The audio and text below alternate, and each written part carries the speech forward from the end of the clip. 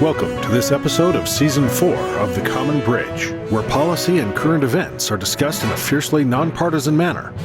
The host, Richard Helppie, is a philanthropist, entrepreneur, and political analyst who has reached over 3.5 million listeners, viewers, and readers around the world. The Common Bridge is available on the Substack website and the Substack app. Just search for The Common Bridge. You can find the program on YouTube and wherever you get your podcasts. The Common Bridge draws guests and audiences from across the political spectrum, and we invite you to become a free or paid subscriber on your favorite medium.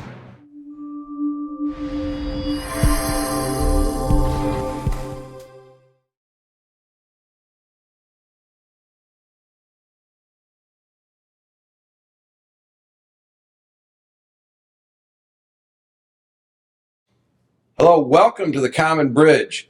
Due to popular demand, one of our favorite guests, Mr. Robert Greenfield. Robert, one of the things that we often talk about is that, people have differences and people have similarities around the world. History of humankind is full of this. Today we thought we'd chat a little bit about three topics that may not seem related, but kind of are, and that is affirmative action, DEI, diversity, equity, inclusion, and also a little insight to Indigenous peoples. I am going to be doing a series about Indigenous peoples, and I hope that you'll tune in for that as well. Robert, here we are back again in studio, caffeinated after an opportunity to talk about what's going on in the world. Let's begin on the Indigenous peoples. You lived in Australia for how long? Off and on for 25 years. 25 years. And most people don't understand it. They see Australia from the English perspective, but there's more to it than that with the Aborigines. Could you maybe try to take people like me from, the kindergarten level, at least to maybe a reasonable eighth grader? Yeah, so in Australia, when Europeans arrived, late, like 1780, there were around 300,000 indigenous people spread across 200 so-called nations. They call them nations, with different languages, etc. So essentially the Europeans come in, they have the little communities, and they keep pushing in the indigenous. As you know, in most cases, even with the Sami in Finland, they push them to a smaller area. They were never recognized. They were not part of the Constitution. They were not citizens until around 50 years ago when they became citizens. So they were very marginalized. So this is very true with most colonial kind of situations. Not true like, say, in South Africa, where there were a very large population of local people, of Africans. But in Australia, there was not a huge number. 300,000 for the size of the United States, basically, versus the U.S. number, which ranges from 3 million to 6 million when Europeans arrived here. So what happened in Australia is, in the last 50 years, a highly paternalistic situation, which has not worked.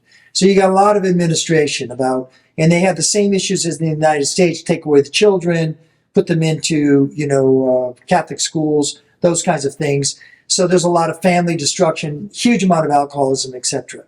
So this has been the long-term situation. They're about 3%, 800,000 today, of the Australian population. So what's happened today? The big deal today in Australia is mining. Mining is what the country makes money. Without mining, we're pulling coffees and got tourism. We don't make anything in Australia. So mining, and all the mining people, Rio Tinto's huge. My daughter works for Rio Tinto, so that's a just disclaimer there. And she works on the heritage side with Indigenous people.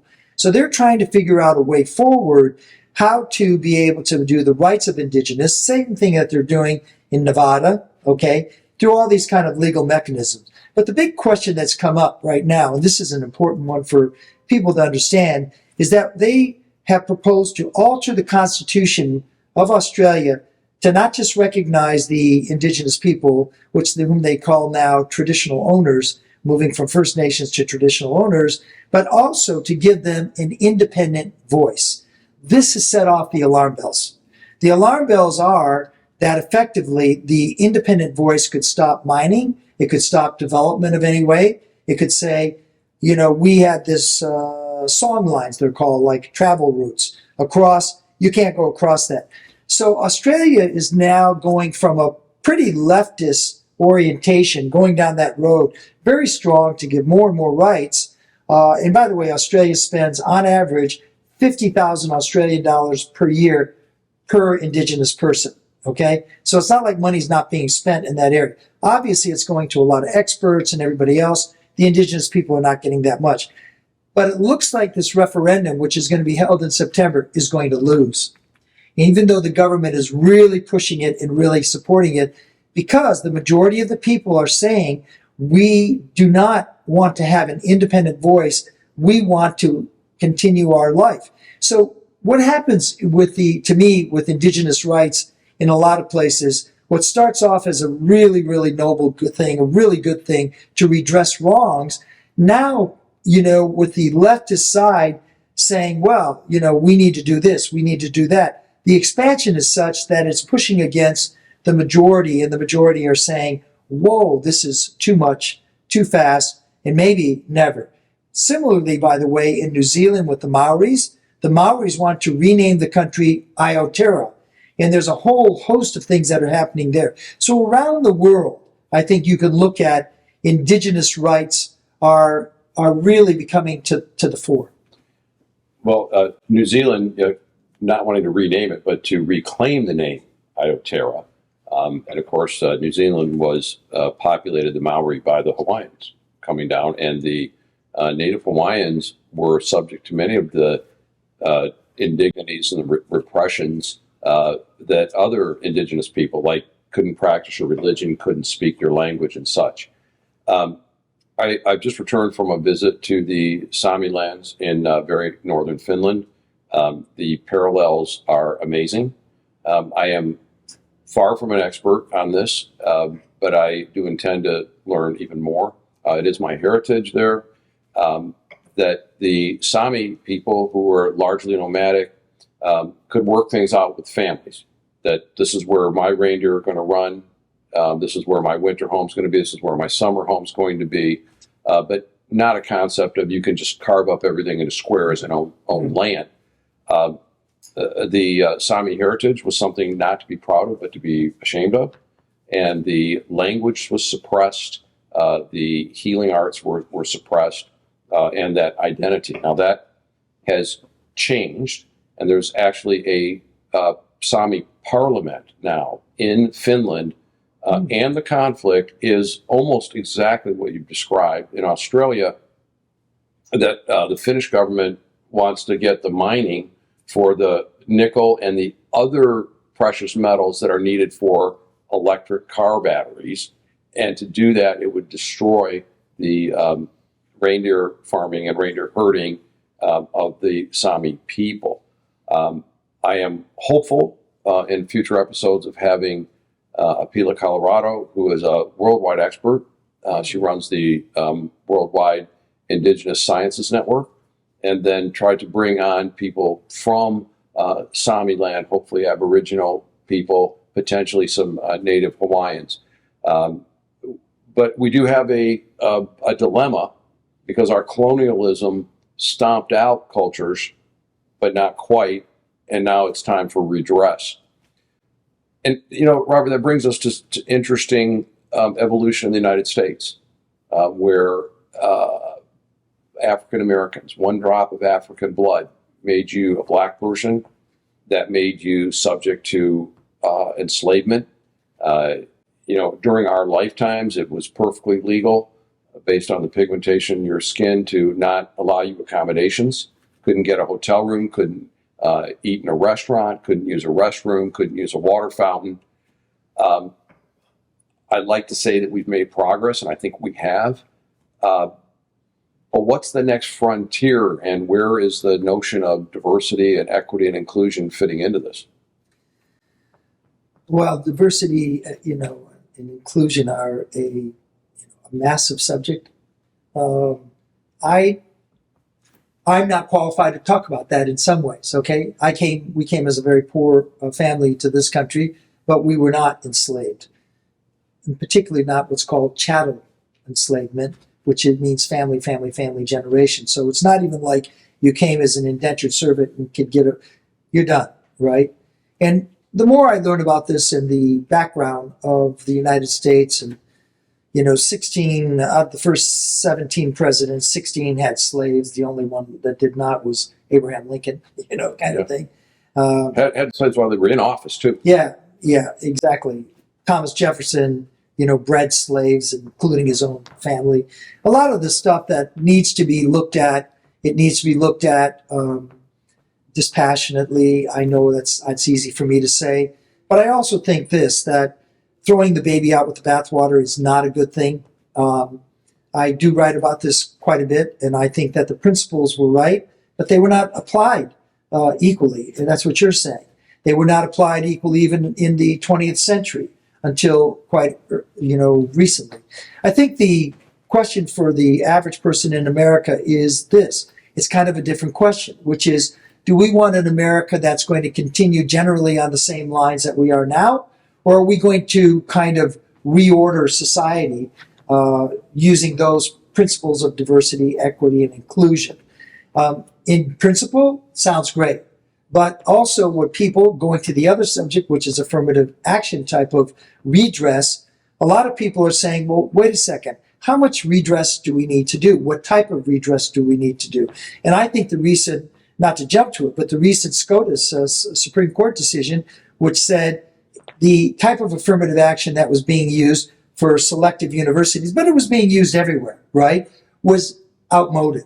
So I think that we are at a inflection point in our history, and I think it's a good time to do that. But I would say this, nobody owns the playing field, not African Americans, not anybody, not poor Irish, not anybody, not even the Sami, right?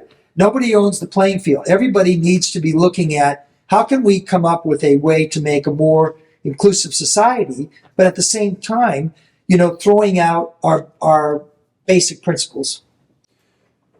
Yeah, when I think about the notion of diversity, equity, inclusion, it juxtaposed against this colonial history, and then overlaid with immigration.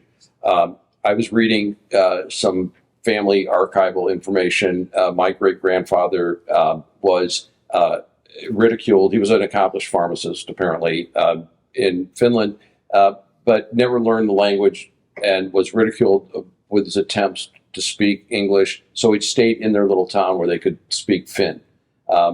That is not an uncommon story about immigration, that every group that's come here has come for a purpose and voluntarily, except for those that were enslaved. And now I think that we've lost sight of what a equal opportunity society should be and who's actually been harmed. So by way of example, you mentioned affirmative action, and we see that Asian students are actually proactively discriminated against. They have the scores and all the accomplishments to be admitted to these very competitive universities, but they're kept out by their skin color. I don't know that anybody thinks that that's a right thing. Also, corporate America is de-investing in DEI. Blackstone, one of the largest private equity firms, says you can be in a ESG or environmental societal government fund, or just a business where we're just trying to make money. I think we need to get to an equal playing field and be inclusive of all people and loving toward all people. But I wonder, does the Asian person that came here voluntarily, the person from Central America or Mexico or South America, are they also African? And what about African, black versus African? If you don't have African roots, does it matter what your heritage is? And is a homosexual or a transsexual the same as being discriminated against a black person? These, to me, are the questions. Yeah, those are very large and fundamental questions, which leads to your subject on immigration. Immigration next to climate change, to me, is the largest question globally. And it's true for Europe, it's true for here, it's true in a lot of places. Without, and I don't want to be the right-wing secure borders advocate, but unless you have some kind of border control, you can't do any of those things that you're saying. If you are just allowing people in and you don't know who they are, you don't know what they do, you don't know anything about them, but they're just coming in because, quote unquote, their families or some other, just kind of, wow, we got to take them in. Then you're not going to have a society that you can figure out how to move forward together. And I think that's the United States is really has and we're not the only ones. Europe has just decided no more. Okay, they're pushing boats back. Countries will say, we're not taking any refugees, these kinds of things. Australia puts them on an island, okay? So it's a big island, they put them on a smaller island. You can't get into Australia unless you've got a proper visa. So immigration, to me, is a kind of a part of this entire discussion. If you flip it on the other side, I just want to give you a little anecdotal story. Yeah. Go ahead. Okay. So when I think about that, immigration has been going on since the beginning of humankind. People move because it was cold, or their crops didn't grow, or the animals they were hunting weren't there. And some societies believed in, it believed in building towns, and some were just nomadic, Yes. more sustenance. We all came from someplace else, okay, at the beginning of time and throughout modern history. And when I think about immigration in this country in particular, my experience with immigrants, they just want to come here and work. They want to have a home, get an education, raise their children, provide for an opportunity in the modern world. I think we should be embracing that. I think what we're doing on the immigration front is the cruelest thing possible. But we need to do a better job. There's been better answers, but it's become part of our dysfunctional political system that we just can't do the right things. We need more people here. We're not giving birth to enough people. And if people can come here to work, great. They should be coming here to work, and we should have a common set of laws that everyone has to abide by. In my writing my blog in Quora, a question was asked, does Australia need immigrants? I had 5 million views of that, by far the most of anything. So I have to tell you, this is a hot subject, even in a place like Australia. But I want to mention one other thing is for going back on the, not necessarily affirmative action, but what are we doing with our existing population? I went to something over the weekend in Westland, Michigan, and I have to say this, and I'll say this right to the camera. I saw a broken people. These are people who are obese, they are in wheelchairs, in both blacks and whites, and they're not productive, and they're not in the system. We have not figured out, it seems to me, looking around. Ann Arbor, it's a kind of a center of excellence, right? But there's a lot of places in the Midwest that are not. These people have been left behind. I don't have necessarily the answer for that, but I know this: just bringing in immigrants who are going to work hard, they're going to add a lot more value than these people. What do we do with the people that are left behind? Yes, it's true. We don't send them to Canada because Canada's got the medical assistance in dying, and that's reason enough. You're old and fat. Boom. Okay, here's the drugs, and now problem solved. Canada's a mess. Probably a different topic. But having a society where everyone has the ability to achieve, and also those that are infirm, whether they're aged or obese or suffering from an injury, illness, accident, whatever it might be, we need to lift them up and support them.